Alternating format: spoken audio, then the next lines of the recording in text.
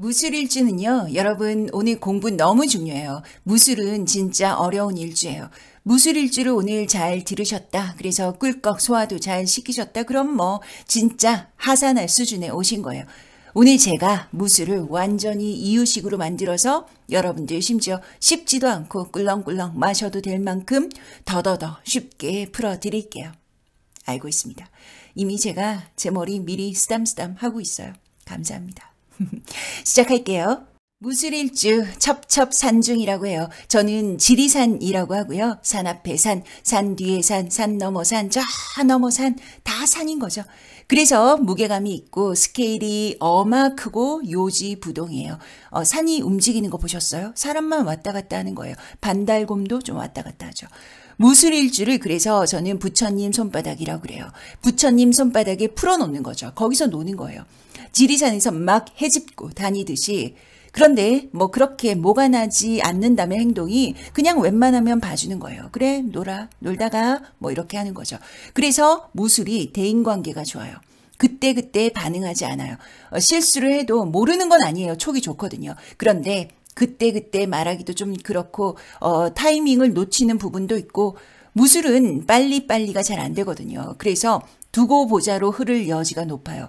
두고 보면 원래 안 무섭잖아요. 무술은 무서워요. 그러니 무술이 바로바로 피드백이 없다고 해서 이 사람 쉬운데 이러시면 큰일 나는 거예요. 화나면 무서운 사람 무술이죠.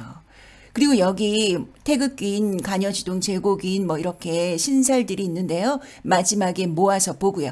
12운성으로 넘어갈게요.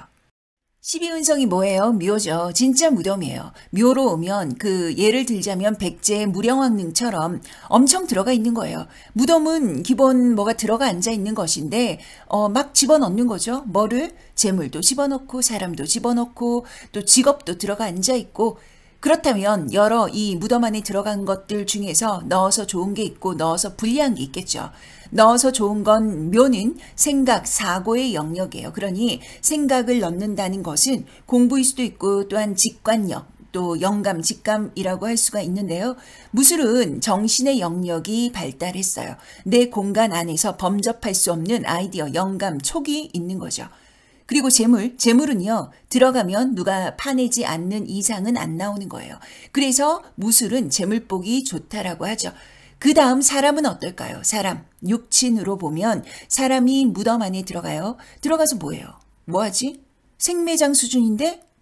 그 와중에도 편안하다면 한숨 자면 되죠. 그러나 자는 거 말고 별로 할 게 없는 거예요. 그래서 무술은 육친의 운은 무력하다, 무기력하다, 할 게 없다. 그러니 묘포태의 이 주변 육지는 자칫 기운이 없다. 자존감 떨어질 수도 있다. 내내 싸울 수 있는 거죠. 지장간 볼게요. 신정무죠. 상관, 정인, 비견, 임비식 구조라고 해요. 무술은 그 대단히 큰 스케일에 비하면 이 지장간의 구조는 의외로 매우 조신하고 단정해요. 인풋, 아웃풋이라고 하는데요. 인성으로 인풋 들어가서 식상으로 아웃풋 나가는 거예요. 인성 내가 배워서 비견 나를 통해서 식상 표현하고 돈 벌러 나가는 거죠. 의외로 순리지향적이라고 해요. 배운 걸 써먹는 구조죠. 이 메커니즘이 있는 곳에서 내가 살려고 하는 그런 기운이라고 할 수 있는 거예요. 그런데 상관이 앉아 있는 거예요. 또 상관이 관대로 들어있죠. 상관의 관대는 내가 드러나야 하는 거예요. 숨어서는 못해. 지장간에 상관이 들었다, 상관이 관대다, 또는 상관이 걸록이다, 또는 상관이 목욕이다, 뭐 그러면 무조건 자기 표출 심리라고 해요. 내가 드러나야 되는 거죠.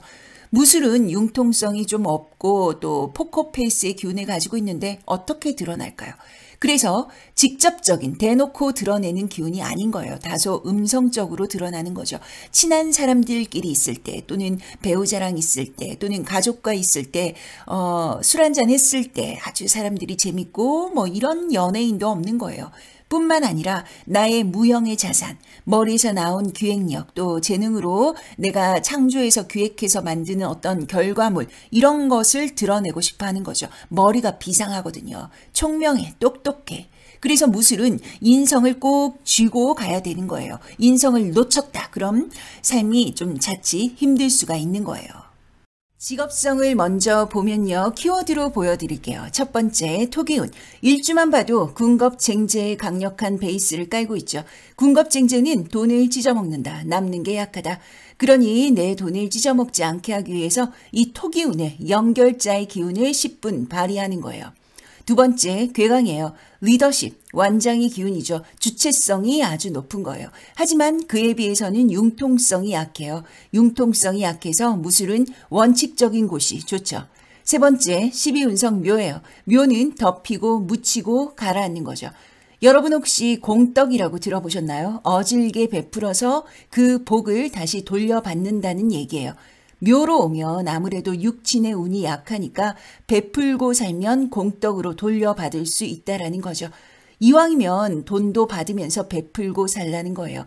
공떡을 달리 말하자면 활인업이라고 하는데요. 뭐가 있느냐? 공직, 의료, 보건복지, 교육, 종교, 사회사업, 개발, 연구, 예술, 공학 이런 것들이 있죠.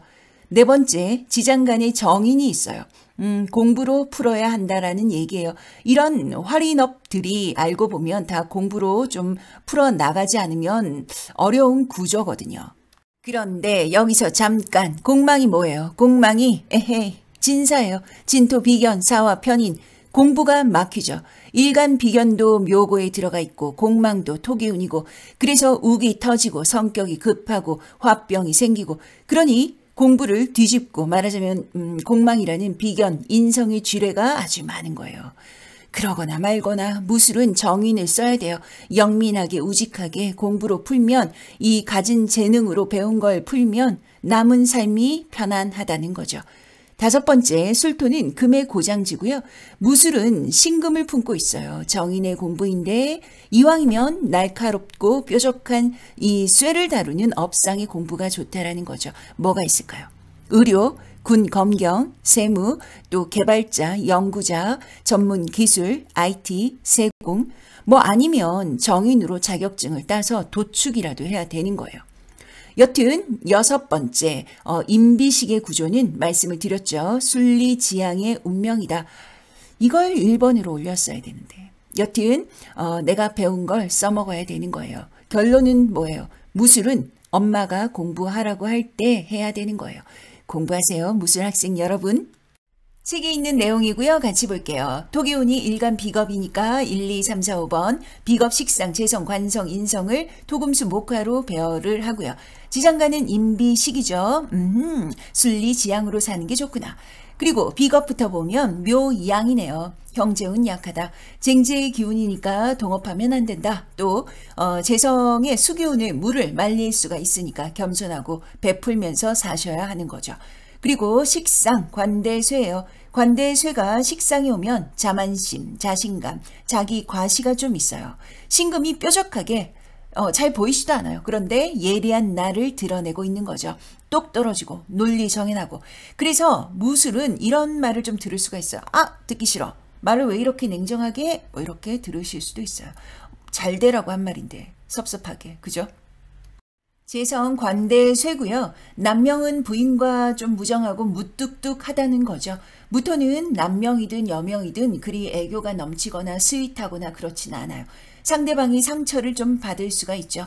여기에 쟁제의 기운이라서 마음과 달리 심지어 부인을 좀 무시할 수도 있어요.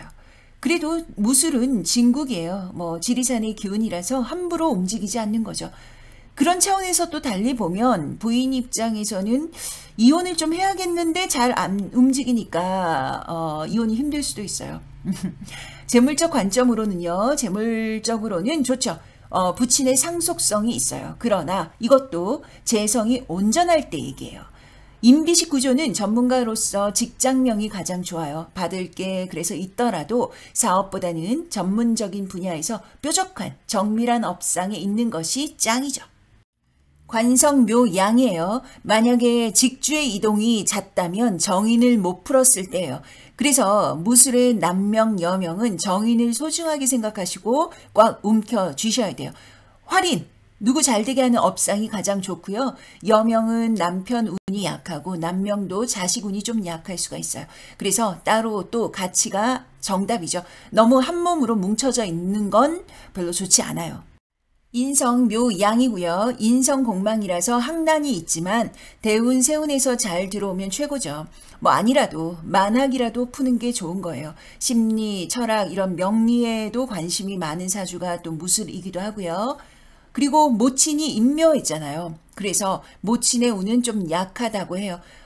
뭐가 이리 육친의 운이 약한 게 많죠? 말씀드리면서 좀 죄송하네요. 그러나 이론은 이론이니까 이론으로 받아들이세요. 무술일주 나머지 신살 그리고 건강 보도록 하겠습니다. 태극귀인 말년이 좋구나. 이 말년이 좋은데 약간 이 태극귀인은 자수성가의 기운이에요. 간여지동 일간과 일지가 같은 오행일대이고요. 자기 주장 독존의 기운이라서 좀 배우자와의 갈등을 담보하고 있는 거예요. 제고기인 재물적으로 좋고요. 계고 입고일 때 조심하셔야 된다. 계고 입고는 술토일지가 형, 충, 파, 해가 와서 지장간을 열어버릴 때예요. 그럼 이럴 때는 어떻게 해야 되느냐. 뭐 어떨 때는 또 들어오기도 하지만 돈이. 그런데 또 대체적으로는 뭉텅 나갈 수 있는 거예요. 그래서 괜히 꺼내놓지 않는 거죠. 괴강, 무술은 괴강인데요. 우두머리, 리더적인 기질이라고 할 수가 있어요. 무술은 이 지장간 술 중에 정화를 가지고 있어요. 정화는 전문가 영역에서 두각을 나타내는 기운이라고 할 수 있죠. 거기서 완장하고 또 리더로서 역할을 하시는 게 아주 좋은 거예요. 천라지망, 일지, 진사, 수레일대, 라망이라고 하고요. 무술은 술토니까 원국이든 행운에서 해수가 오면 아이고 라망이네, 돈 조심해야지, 건강 조심해야지, 가족들 잘 챙겨야지 하시는 거예요. 뭐 아주 호들갑스럽게 챙기라는 게 아니라 평소와 다를 바 없지만 뭐 하고 있던 일 또는 옆에 있는 사람 또 내가 먹는 거 운동하는 거에 좀 더 신경을 쓰면서 두루두루 모나지 않게 지내시라는 거죠. 뇌공간, 화재, 사고, 안전에 유의해야 되는 살이에요. 시박대패, 일은 꼬이고 마음도 꼬이고 무질서해지고 유시무종이 되고 좋지 않은 신살이에요. 시박대패는 태길로 잡지 않는다고 말씀을 드렸죠. 일간이 자공일대를 시박대패라고 하는 거예요. 철새개금, 자물쇠를 연다는 의미로 좀 이 세밀한 성격으로 정밀한 업상 또 뭔가 난제를 풀어주는 업상이 좋은 거죠. IT, 연구, 기술, 의료, 세공, 뭐 변호사, 활인 업상이라고 하는 거예요. 건강은요, 조심이고요. 무술 잘 다칠 수 있다라고 했죠. 그래서 골절, 사고 이런 거 조심하셔야 돼요. 그리고 무술은 토기운이 중중해서 순환이 잘 안 되고 그래서 혈류 질환 또 소화기 개통 조심하셔야 되세요. 무술일주 모두 살펴보았습니다.